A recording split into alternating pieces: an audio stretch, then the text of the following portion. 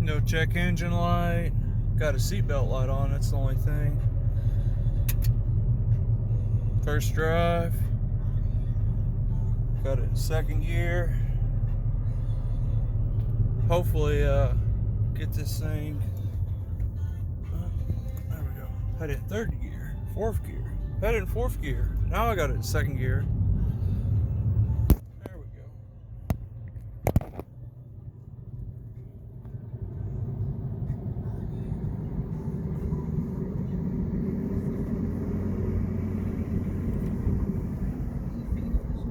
This thing is no slouch.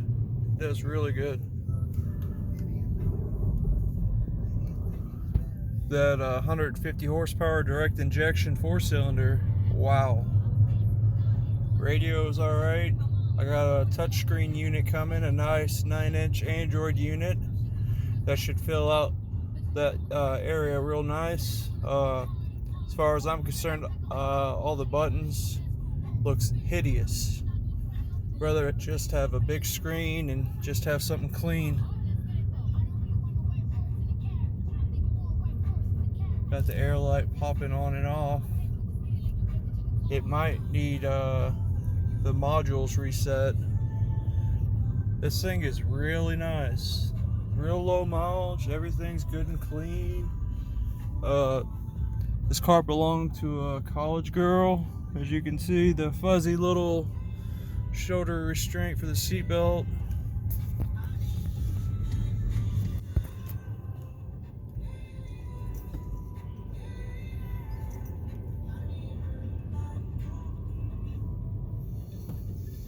The nice thing about that Android in-dash I ordered, it should retain the factory steering wheel buttons. But yeah, 55,000 miles, 55,000, almost 500.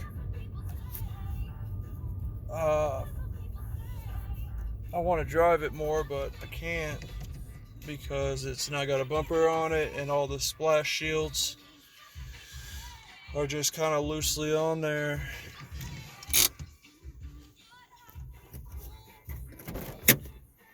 Got the brake on.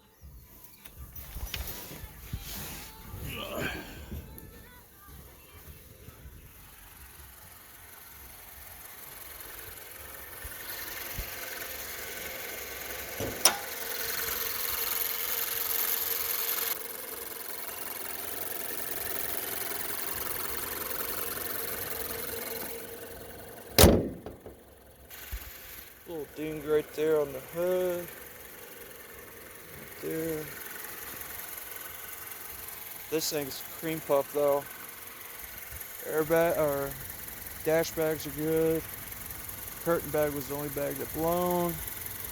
Radiator condenser's good. None of the fluids have been broke.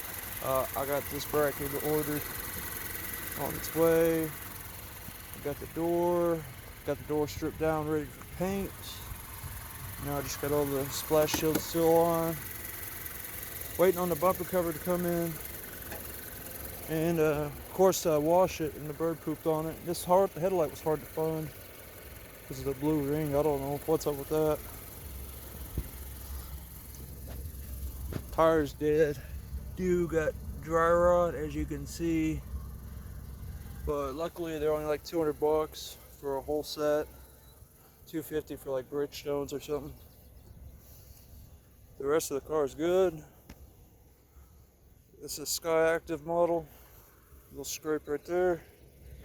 And right there. That's the only two places except for the corner there, obviously. I was going to pop this out, try to save this door, but it's just a little bit too gone for me. I mean, it could straighten out, but I mean, it's such a nice little car, I'd rather just replace it. God, this thing runs great. Everything's good and clean and rust free.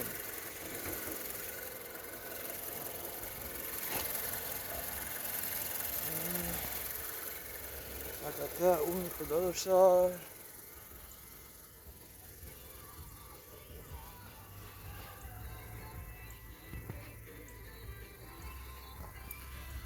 I got that door panel off. It's in the back. The curtain bag over there blown. I just tucked it up.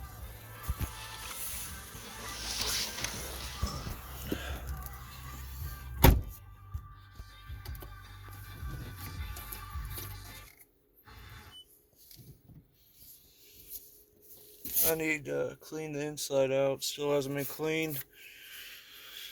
Really, should just go ahead and do that. But I'm amazed in how good of a shape and how good of a little car this is turned out to be. Got 2 lines of gas, about 70 miles it said. I'll bet if I went to the corner and put $20 in it, it'd fill it up. And that's just something I'm not used to. I don't know what the deal is with all these buttons, but that is just hideous to me. The buttons everywhere. Nice cheap plastic, ugly buttons. Even this, you could have put real leather here. This feels like rubber. I don't know. The handle feels good. The shift handle, it feels like real leather.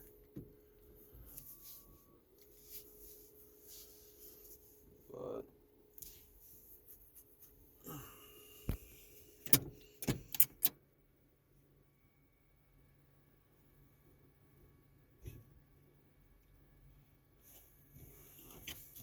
the clutches, I'm not used to this, how light it is. It's so easy to press in. To go into reverse all the way over, you gotta push down,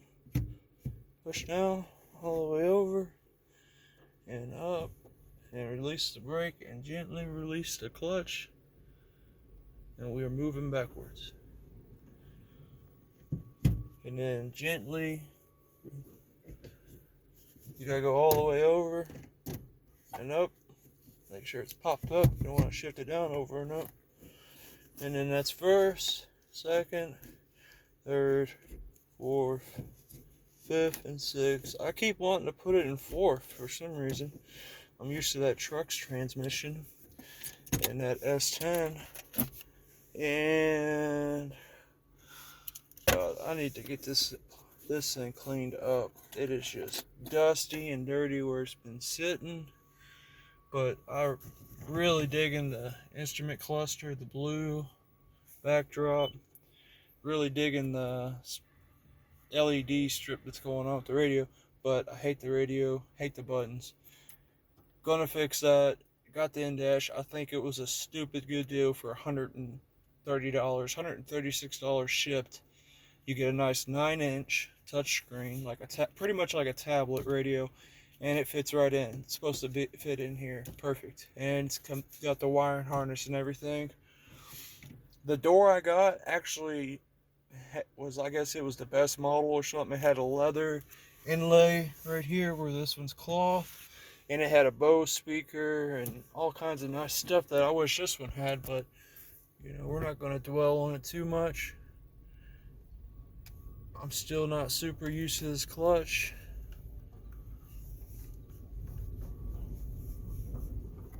And the brakes, the rotors need turned. Well, it just needs drove, really. But I'm going to go ahead and park this thing and clean it up, clean the dash up, do some little things. The door was super easy to take apart, door panel. I'm just gonna leave it all exposed like this for now. I just took the door panel off because whenever I go to paint the new door, I want to be able to just pull the guts out and have it fresh in my mind, the way everything goes and the way everything's tucked away. Because yeah, sure, we would take pictures of it and stuff, but it's just, I'd rather just wait and have it fresh in my mind. And a weird thing is, well, this is like even a cheaper plastic. It's like white, and the other stuff is more, it's black and it's more hard, it's harder plastic. That's weird. and it's got a 6x7 or something down there, where in the other door it's got like a round 6.5, 6x9 or 6x7, whatever size that is. But this thing feels like the shifted is just like butter. I can't wait to get the title done, get everything put together on it, and put some miles on this thing, because it just runs so good. It sounds so good. I'm going to drive it for a while, and I'll probably end up selling it and moving on to something else. I've been keeping my eye out for another nice wreck like this to rebuild whenever I get rid of some of the fleet. Whenever I get rid of the Jeep, I will be able to pursue a little bit more another rebuild, because right now money's getting kind of funny. I don't want to go broke before I get this car done. That's never a good feeling. But I'm sure somebody out there can relate. But I'm going to park this thing and give it a good scrubbing.